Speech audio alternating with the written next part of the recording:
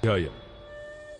షినారు రాజైన అమ్రాపేలు, ఎల్లాసరు రాజైన అర్యోకు, ఏలాము రాజైన కదొర్లాయోమేరు, గోయీయుల రాజైన తిదాలు అనువారి దినములలో వారు సొదొమ రాజైన బెరాతోను, గొమొర్రా రాజైన బిర్షాతోను, అద్మా రాజైన షినాబుతోను, సెబోయీయుల రాజైన షెమేబెరుతోను, సోయరను బెలారాజుతోనూ యుద్ధము చేసిరి.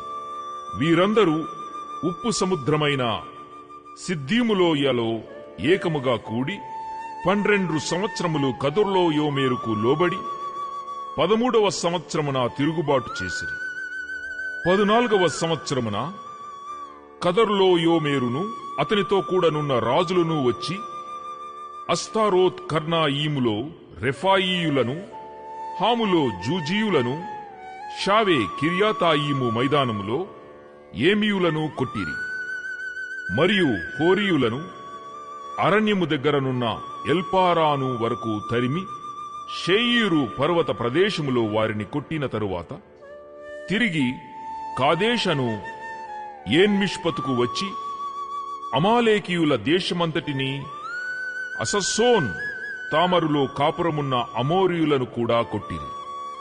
అప్పుడు సొదొమ రాజును, గొమొర్రా రాజును, అద్మా రాజును, సెబోయిము రాజును, సోయరను బెలరాజును బయలుదేరి సిద్దీము లోయలో వారితో, అనగా ఎలాము రాజైన కదొర్లాయోమేరు, గోయీయుల రాజైన తిదాలు, షీనారు రాజైన అమ్రాపేలు, ఎల్లాసరు రాజైన అర్యోకు అను నలుగురితో ఆ 5 రాజులు యుద్ధము చేసిరి. ఆ సిద్దీము లోయలో విస్తారమైన మట్టికీలు గుంటలు ఉండెను. సొదొమ గొమొర్రాల రాజులు పారిపోయి వాటిలో పడిరి.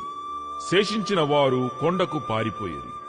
అప్పుడు వారు సొదొమ గొమొర్రాల ఆస్తి యావత్తును, వారి భోజన పదార్థములన్నీయు పట్టుకొని పోయిరి. మరియు అబ్రాము సహోదరుని కుమారుడైన లోతు సొదొమలో కాపురముండెను గనుక అతనిని, అతని ఆస్తిని పట్టుకొని పోగా, తప్పించుకొనిన ఒకడు వచ్చి హెబ్రీయుడైన అబ్రామునకు ఆ సంగతి తెలిపెను. అప్పుడతడు ఎష్కోలు సహోదరుడును ఆనేరు సహోదరుడునైన మమ్రే అను అమోరీయుని ఏలోను వనములో కాపురముండెను. వీరు అబ్రాముతో నిబంధన చేసుకొనినవారు. అబ్రాము తన తమ్ముడు చెరపట్టబడెనని విని తన ఇంట పుట్టి అలవరచబడిన 310 వెంటబెట్టుకుని దానుమట్టుకు ఆ రాజులను తరిమెను. రాత్రివేళ అతడును అతని దాసులను వారికెదురుగా మొనలు తీర్చి వారిని కొట్టి దమస్కునకు ఎడమతట్టునున్న హోబా మట్టుకు తరిమి ఆస్తి యావత్తు తిరిగి తెచ్చి తన తమ్ముడైన లోతును, అతని ఆస్తిని, స్త్రీలను, ప్రజలను తిరిగి తీసుకొని వచ్చెను. అతడు కదొర్లాయోమేరును అతనితో కూడానున్న రాజులను ఓడించి తిరిగి వచ్చినప్పుడు సొదొమ రాజు అతనిని ఎదుర్కొనుటకు రాజులోయ అను షావే లోయమట్టుకు బయలుదేరి వచ్చెను. మరియు షాలేము రాజైన మెల్కీసెదకు రొట్టెను ద్రాక్షారసమును తీసుకొని వచ్చెను. అతడు సర్వోన్నతుడకు దేవునికి యాజకుడు. అప్పుడతడు అబ్రామును ఆశీర్వదించి, ఆకాశమునకు భూమికిని సృష్టికర్తయును సర్వోన్నతుడునైన దేవుని వలన అబ్రాము ఆశీర్వదింపబడునుగాకనియు, నీ శత్రువులను నీ చేతికప్పగించిన సర్వోన్నతుడగు దేవుడు స్తుతింపబడునుగాక అనియూ చెప్పెను.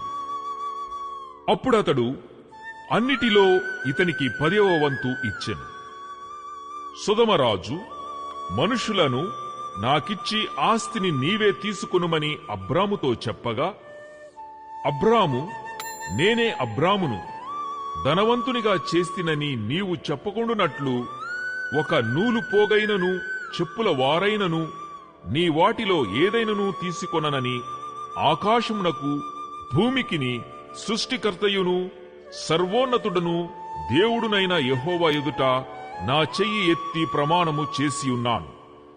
అయితే ఈ పడుచువారు భుజించినది తప్ప నాతో కూడా వచ్చిన ఆనేరు, ఎష్కోలు మమ్రే అను వారికి ఏ ఏ భాగములు రావలెనో ఆయా భాగములు మాత్రము వారిని తీసుకొన నిమ్మని సొదొమ రాజుతో చెప్పాను. 15వ అధ్యాయం. ఇవి జరిగిన తరువాత యెహోవా వాక్యము అబ్రామునకు దర్శనమందు వచ్చి, అబ్రామా, భయపడకుము, నేను నీకు కేడెము, నీ బహుమానము అత్యధికమగునని చెప్పాను. అందుకు అబ్రాము, ప్రభువైన యెహోవా, నాకేమి ఇచ్చిననేమి? నేను సంతానము లేని వాడనై పోవుచున్నానే.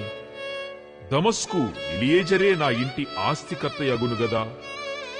మరియు అబ్రాము, ఇదిగో, నీవు నాకు సంతానమియ్యలేదు గనుక నా పరివారములో ఒకడు నాకు వారసుడగునని చెప్పగా, యెహోవా వాక్యము అతని యొద్దకు వచ్చి, ఇతడు నీకు వారసుడు కాడు, నీ గర్భవాసమున పుట్టబోచున్నవాడు నీకు వారసుడగునని చెప్పాను.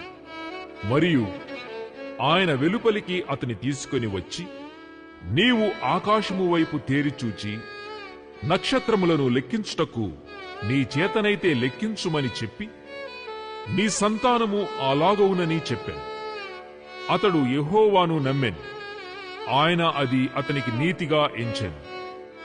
మరియు ఆయన, నీవు ఈ దేశమును స్వతంత్రించుకొనున్నట్లు దాని నీకిచ్చుటకు కల్దీయుల ఊరను పట్టణములో నుండి నిన్ను యువతలకు తీసుకుని వచ్చిన యెహోవాను నేనే అని చెప్పినప్పుడు అతడు, ప్రభువైన యెహోవా, నేను దీని స్వతంత్రించుకొనేదనని నాకెట్లు తెలియననగా, ఆయన 3 ఏండ్ల పెయ్యను, 3 ఏండ్ల మేకను, 3 ఏండ్ల పొట్టేలును, ఒక తెల్ల గువ్వను, ఒక పావురపు పిల్లను నా యొద్దకు తెమ్మని అతనితో చెప్పాను. అతడు అవన్నీ తీసుకొని వాటిని నడుమకు ఖండించి దేని కండమును దాని కండమునకు ఎదురుగా ఉంచెను. పక్షులను అతడు ఖండింపలేదు. గద్దలు ఆ కళేబరముల మీద గాఢనిద్ర పట్టెను.